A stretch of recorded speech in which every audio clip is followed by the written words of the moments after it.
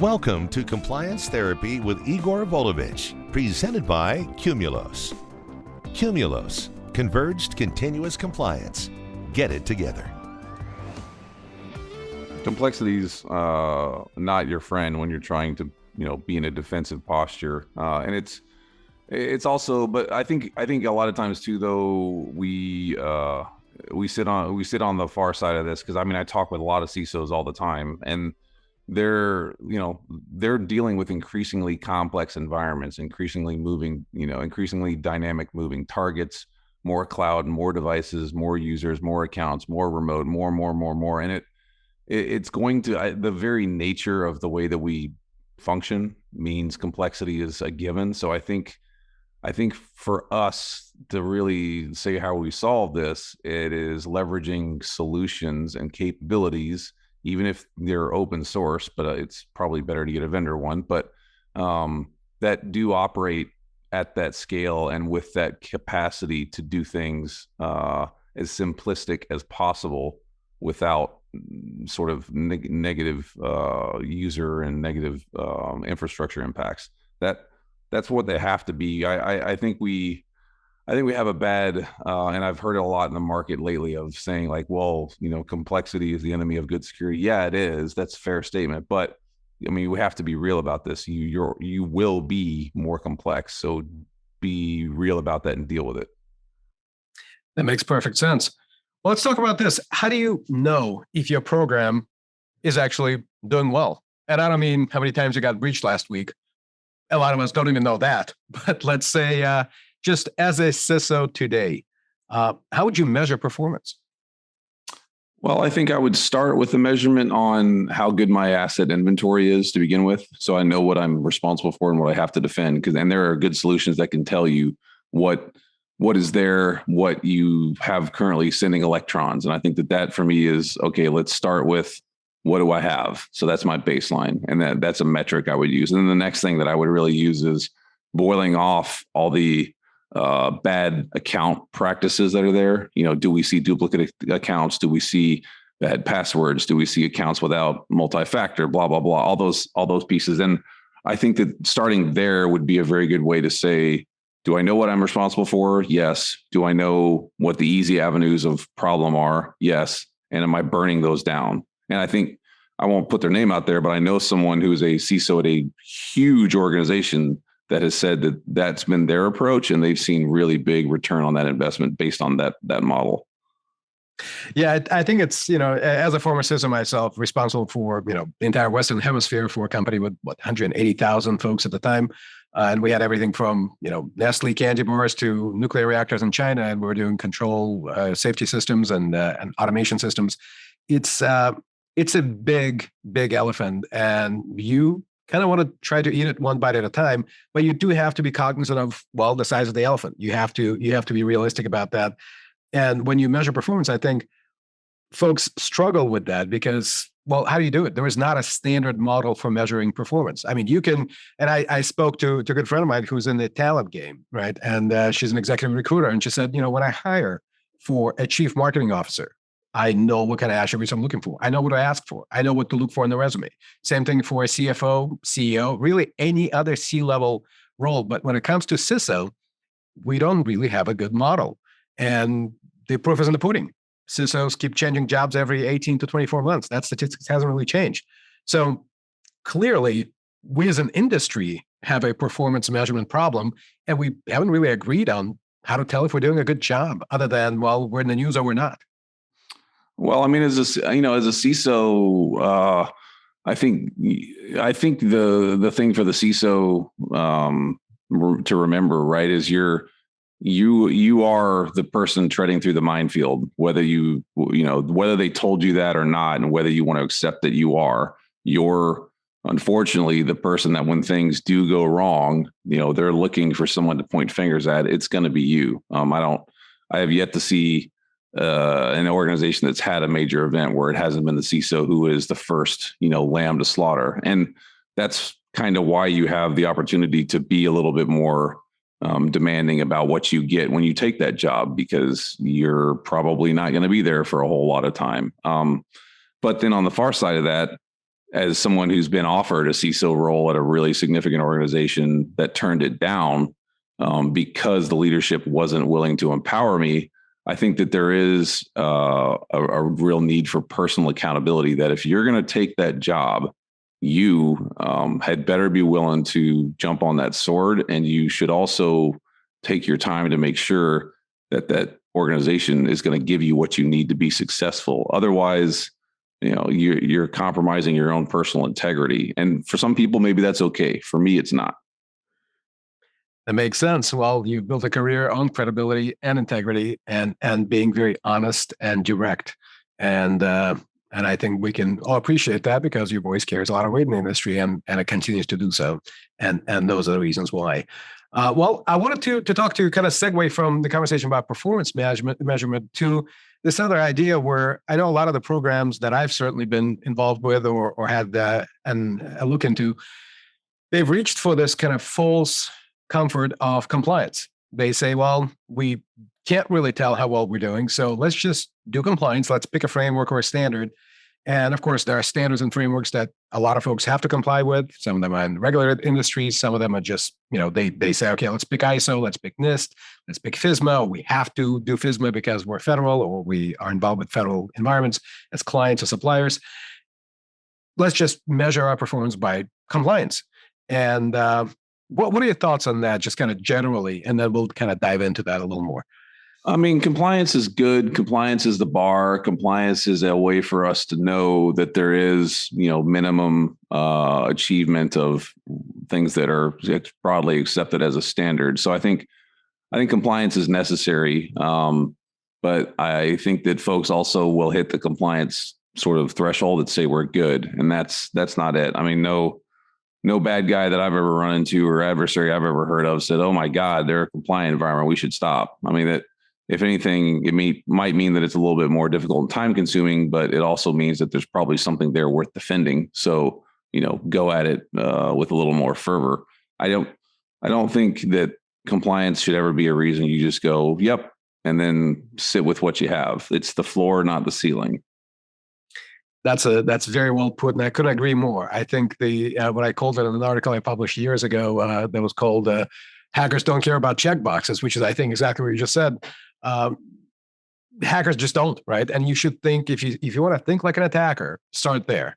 Start to think about what they don't think about, which is checkboxes. They don't care about your checkboxes. And if all your compliance program is checking a lot of boxes, it's probably not going to get you anywhere. But I think there are a couple other things that are important to understand. And one is, compliance is never perfect.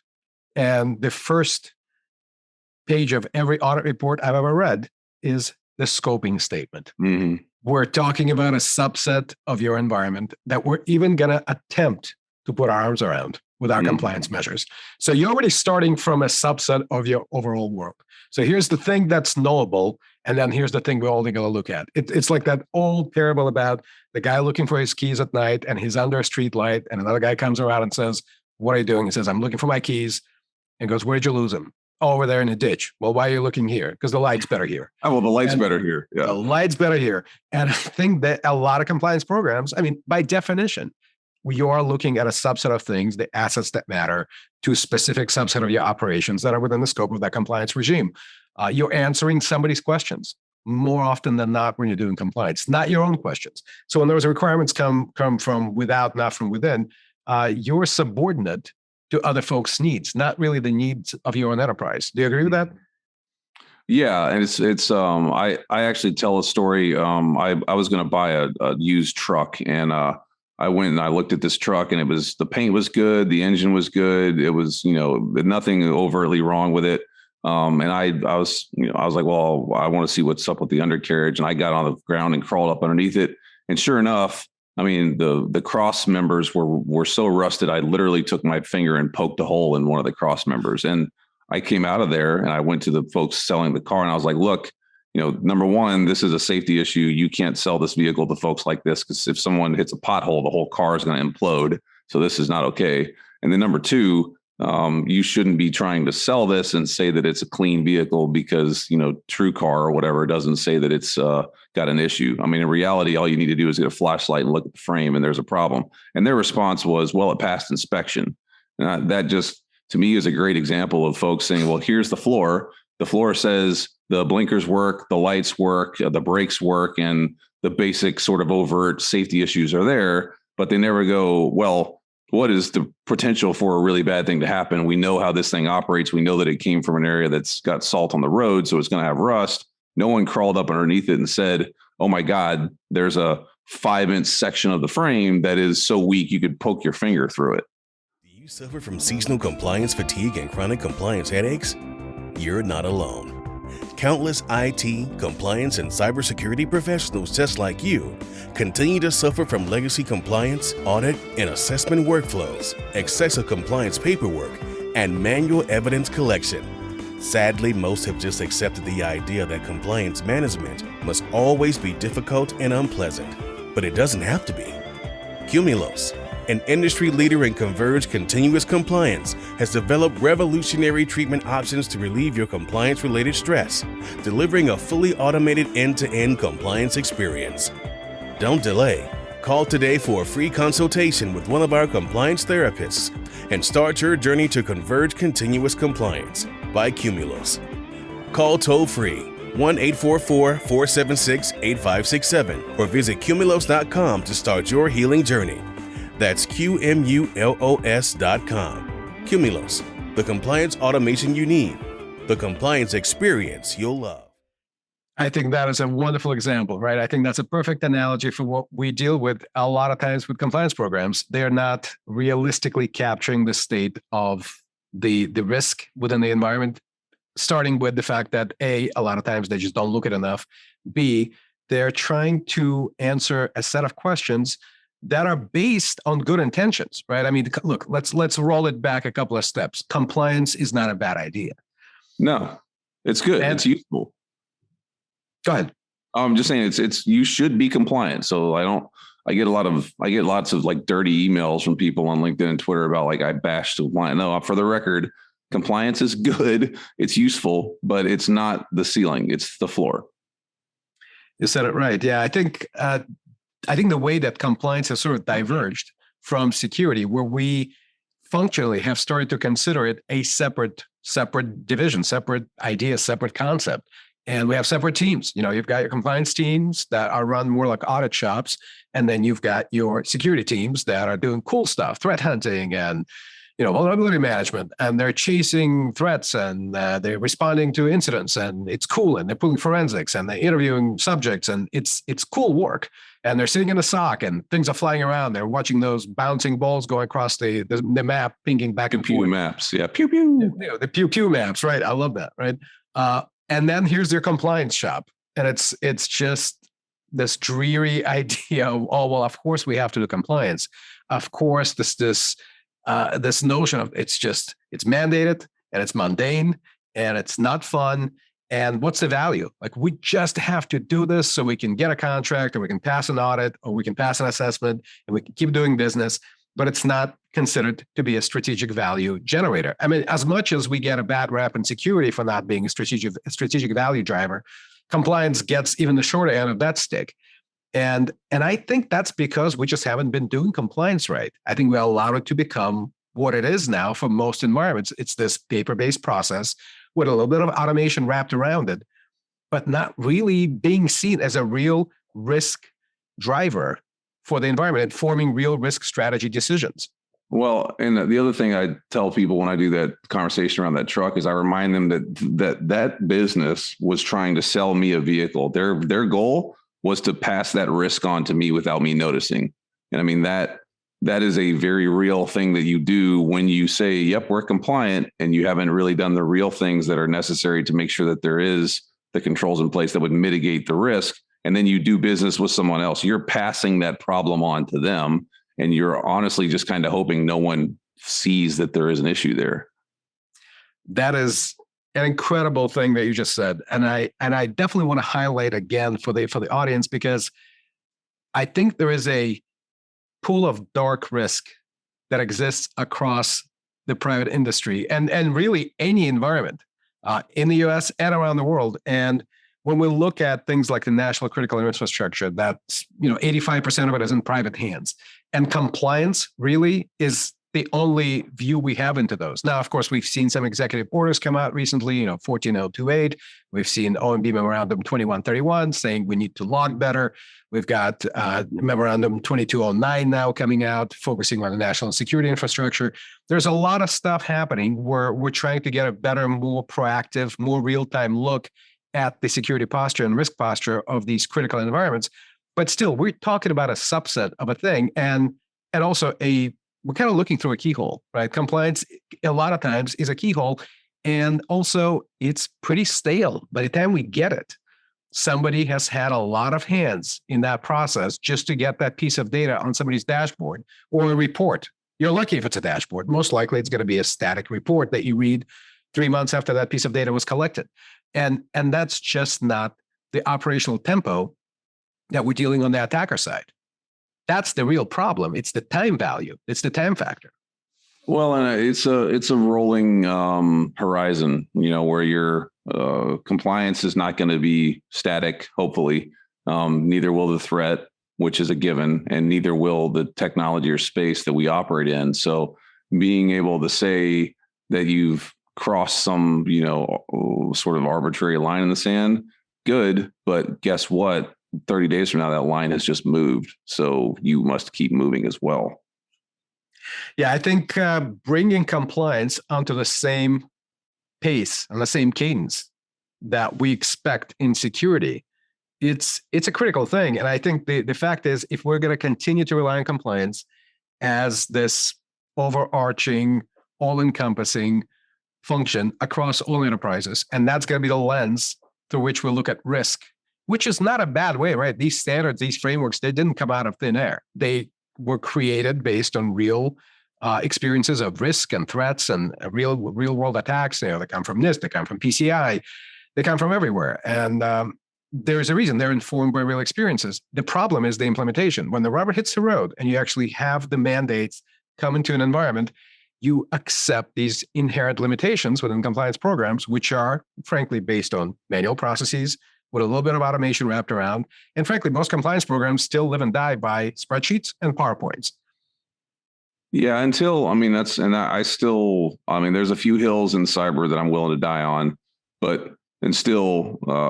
until you're willing to say your compliant environments had a red team go at it in a realistic manner, your compliance to me is, it's a Band-Aid on an artery. Very, very true. Very true. Yeah, I think the concept that I'm talking about now a lot is the idea of convergence, and really converging the functions, converging the data, and really understanding that there is no compliance data, there is no security data, there is no forensic data. It's all data. And if you think of things in terms of telemetry, and if you think also opportunistically, what do I have access to right now? What kind of data can I get visibility to? What decisions can it inform? And if it can't tell me anything on its own, that's fine. But what can it tell me when you correlate that data with other data? I mean, we're talking about the same ideas that we talked about 20 years ago, about correlation and SIMs, and of course then Splunk came along. It's become a different thing, but the concepts are still the same. We want to get to the data that means something. We want to make sure we have access to those systems so we can mitigate and enforce some kind of a rule. We want to be able to block a threat in real time. We want to know about the threat in real time. We want to reduce our false positives, and we want to be able to do it at scale. Yeah, and I think the one that I would throw into there that's probably the newest-ish sort of thing is we want to remind ourselves that technology by its very nature is inherently insecure. I mean, that's just the way anything that someone can build, someone has a way to break. And that's something that people should, John talks about assume breach. Microsoft says it. I think that needs to be part of that common conversation of, whatever we're using, it is compromised until proven otherwise. Oh, and guess what? Then it's compromised again until proven otherwise again. And it continues to go, round and round in that cycle. Yeah, I think we're getting to this idea slowly but surely. And now, unfortunately, we're out of time because the threats have proliferated so much, right? We have no non-proliferation strategy for the world of cyber, because once that tool is out, it's out. We had the Vault 7 leaks, we had the other leaks. I mean, the tools are out there. And especially with the ransomware epidemic, any grandma in Ukraine can be in the ransomware business for a princely sum of $250. Yeah. And some have gotten into that business for exactly that much. I mean, we've seen, actually, I think in Russia, they caught somebody and she was, I think, 65 or 67 years old. Yeah, it was a grandma. Yep. It was an actual cyber grandma. So Yep. there you go. It's not that hard to get into that line of work. And the barrier to entry is not existent. So everybody and anybody can be that. It's kind of like that scene in The Matrix when Neo's walking through the training simulator and the woman in the red dress turns around and turns out it's an agent. Yep. And Yep. anybody can be, right? That's the problem that we're dealing with, right? Mm-hmm. Mm-hmm. Very true. So when we're in this highly saturated threat environment, zero trust seems to be a no-brainer. But how does one take that first step towards enabling zero trust in their environment? Well, I mean, I've got studies to back it up. It's the first thing you do is solve for identity and access management. I mean, I think that that's been something where folks were kind of hemming and hawing about it for a while. So I launched a survey in this, late part of the summer of 21 and got the results back, and 80-something% of folks said identity and access management first. And why? What is an adversary? Back to my original premise, right? What does a bad guy need to be successful? Lateral movement, they need privileges, et cetera. How do you get that? With usernames and accounts and access. So take care of that first. Everything else follows that. There's 100,000 ways to solve this problem, and there's a whole bunch of really useful technology that can help you do it, and a lot of different methods to solving it.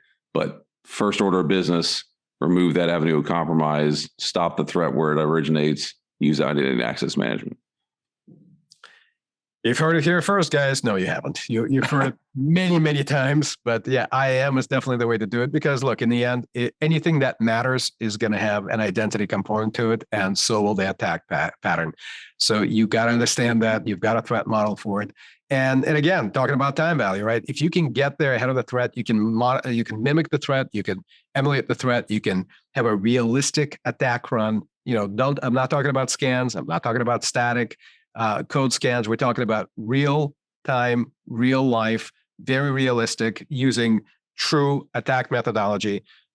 That's the only way to get it done. And that's the only way to know not only is your environment capable of withstanding an attack and remaining resilient, but also how is your team going to do when the real fire happens?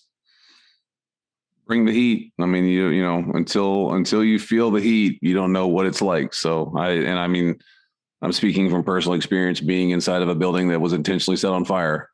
If you're not ready for it, you will see things go sideways. So do it, make it real. Very cool. Well, let's leave the audience with some parting thoughts. Wrap up. What do you want to leave folks with? If you were giving them one advice to live by as a CISO, as a security practitioner, what would it be? That it's not about tech. It's not about cool, shiny, what's sexy, marketed, whatever. It's about the strategy that applies to your business, to your use cases. You apply it the way that you think makes the best, use of what you have to solve the problem. And if you think that you can do quicker, better, faster with vendor solutions and technologies, then by all means, bring those in. But 100 times, 1,000 times over, security is about strategy. It should be a business enabler and benefit to the business and to the users. And anything that doesn't help with that is counter to the actual solution that you're looking for. That's perfect. Well, with that, we'll leave you. Thank you for joining us, Chase Cunningham, Dr. Zero Trust, Compliance Therapy. Thank you much. Thank you so much.